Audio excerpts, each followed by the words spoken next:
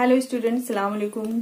मैं फरहत परवीन आज BA semester 2 का क्लास लेने जा रही हूँ। इससे पहले हमने अभी तक बीए सेमेस्टर 2 का कोई भी नोट्स या कोई भी वीडियो अपलोड नहीं किया। आज हम लोग इस पे बनाने जा रहे हैं या पढ़ने जा रहे हैं, जिसका नाम है जोश मली आबादी।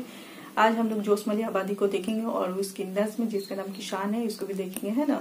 जोश मली आबादी तारीख अदब उर्दू में जोश मली आबादी शायरी के इमाम माने जाते हैं। मजलूमों की हिमायत में आवाज उठाना और वक्त के जाबिर व जालिम हुकूमत को अपने कलम के जरिए से ललकारना उनकी जिंदगी का अव्वलीन मकसद था। आजादी हिंद की लड़ाई में सिर्फ ऐसे मुजाहिदीन ही का जिक्र नहीं है जिन्होंने परवाने वार उतर कर अपने जोर बाजू का जौहर दिखाया, बल्कि उनमें कलम के सिपाहियों का भी रोल रहा है जो उनके साथ शाना बशाना खड़े थे।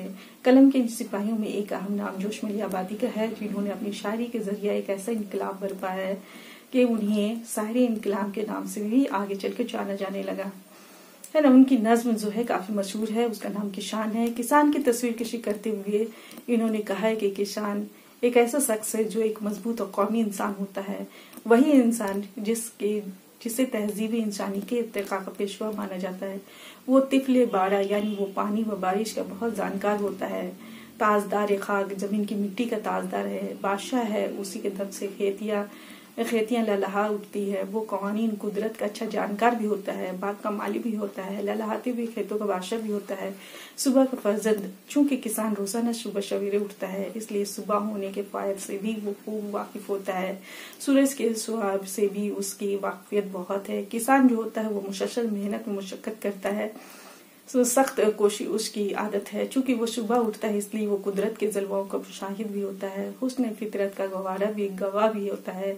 उसके सीने पर नूर व जुल्मत के निजाम रोशन है। वो जानता है कि तारीकी क्या चीज है और रोशनी क्या चीज है।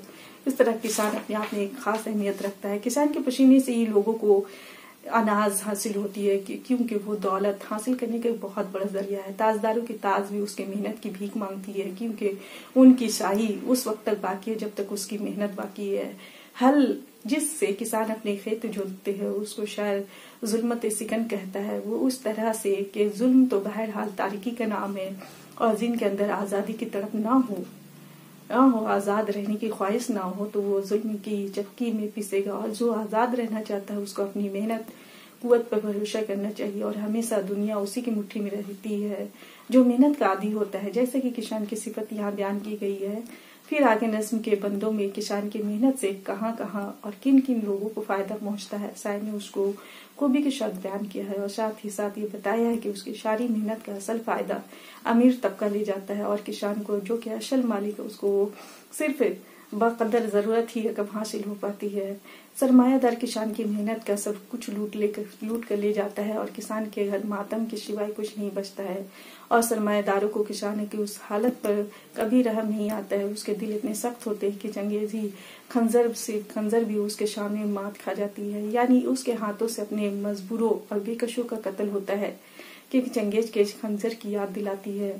यानी सरमाएदारों ने इतना जुल्म ढाया है कि गरीब इंसानों की बूटियां उनके जबड़ों में नजर आती है। इसके बाद शायद दुनिया के अमन के पैगंबरों को ललकारते हैं कि ऐ अमन व अमान के पैगाम सुनाने वालों, तो क्या तुम सबको ये ना इंसाफी नजर नहीं आती है? तुम आवाज क्यों नहीं उठाते हो? जुल्म के खिलाफ क्यों नहीं बदलते हो? मुजालिमों का सहारा क्यों नहीं बनते? ये तो तुम्हारे दीन व ईमान का तकाजा है। ऐसा तुम्हें करना चाहिए था। अगर तुमने ऐसा नहीं किया तो अब तेरी किस्ती डूबने वाली है। मजदूरों और मजलूमों की वफागा की हवा चलने लगी है, तो तेरी जुल्म की कश्ती डूब जाएगी। इसलिए अब भी होश में आ जाओ और अपने करतूतों से बाज आओ। खुलासा ये कि इस पूरी नस्ल में मजलूम तबका के जज्बात की तर्जुमानी की गई और सरमायादार तबका को इसके जुल्म से बाज आने को कहा गया, और फिर यहीं से इनकलाब की आहट सुनाई देती है।